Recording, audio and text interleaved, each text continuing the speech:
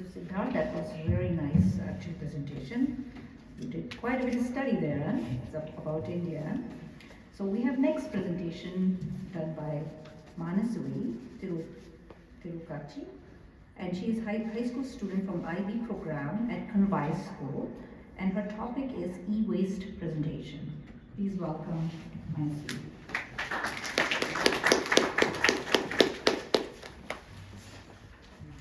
Hello everyone, I hope today has been going well for everyone today. So today I will be presenting about e-waste in society. Next slide please. So a bit about myself before I get started. My name is Manasvi Tirukachi, I'm a grade STEM student.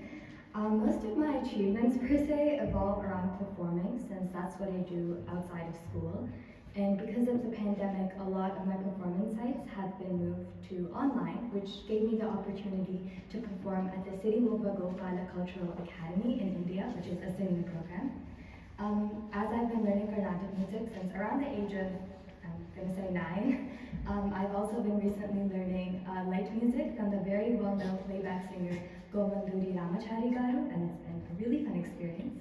I'm also an active member of the OTA, the Ottawa Telugu Association, and I've also been performing there, I think, since the age of 9-ish. I participate in the Telugu Talent, which is a music online-based thing that streams throughout Canada. And in my free time outside of school, music and dance, I love writing stories, short poetry, novels. I'm currently working on a manuscript, but yeah, that's just a little bit about me. Next slide, please. So the main reason why I chose to do e-waste as my topic is mainly because I think, especially my generation, we're very dependent on electronics. I find that even for schoolwork, entertainment, when I'm trying to learn something, when teachers are giving me assignments, it's all done through a laptop. I'm watching TV, then I'm getting my assignments done, and then I'm talking to my friends through social media. But I don't think, especially I didn't really know how impactful and dangerous that could be to our electronics we use daily or to the environment. So that's what I will be talking about today. Okay, so what is e-waste? So e-waste is basically like old devices that people either, they're so old that you can't use them anymore or that they don't want. This can include light bulbs like phones, electronics like laptops and stuff like that. And the problem is that when these devices aren't discarded properly, they leak toxic chemicals which are extremely harmful to nature itself and the ecosystem surrounding the area.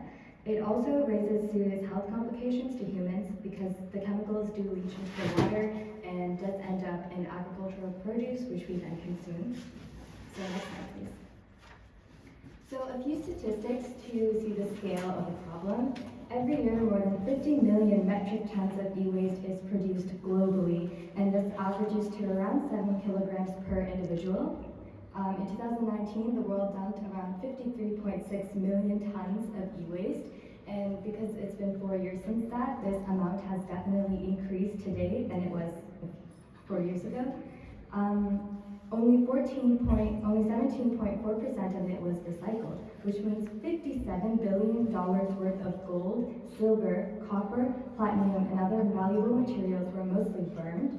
And the problem with burning this waste is that it results in cardiovascular and pulmonary diseases to humans that are exposed to such burning habits. And it is estimated that the discarded products with a battery or plug is predicted to reach around 74 million tons by 2030. Next slide, please. So just to touch on a bit of the global scale of this. So China is coming up first, with USA second and India in third. So China is coming in first with 10.1 million tons. This amount is only expected to grow to around 28.4 million tons of e-waste by 2030. However, they do have the Circular Economy Promotion Law, which encourages citizens to recycle e-waste. The USA comes in second place with 9.2 million tons, and to handle the situation, 25 US states currently have electronic recycling laws. And lastly, India with 3.2 million laws is one of the first South Asian countries to have drafted laws against the problem of e-waste, so it's definitely being handled. Next slide, please. So to zoom into more of what e-waste is in Canada, have 725,000 tons of e-waste every single year.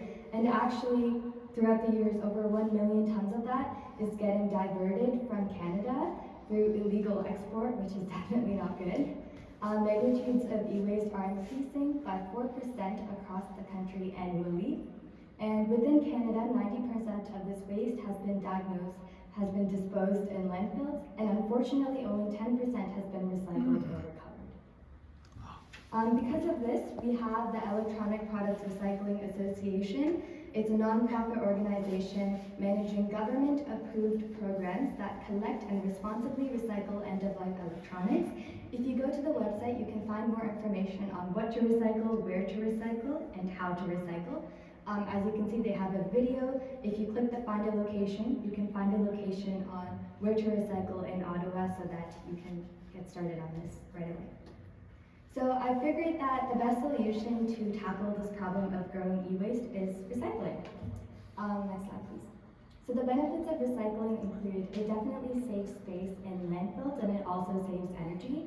Actually, in fact, recycling 1 million laptops per year saves the energy equivalent to the electricity used by 3,675 US homes per year. It also avoids environmental pollutions that are caused by toxins like I mentioned in the beginning of the presentation. It also has economical benefits, which I'll get into on the next slide. Okay, well, and as you can see on the side, the numbers there are the amount of pounds, and that's the material that's getting saved with recycling. So it's definitely important to recycle. Next slide, please.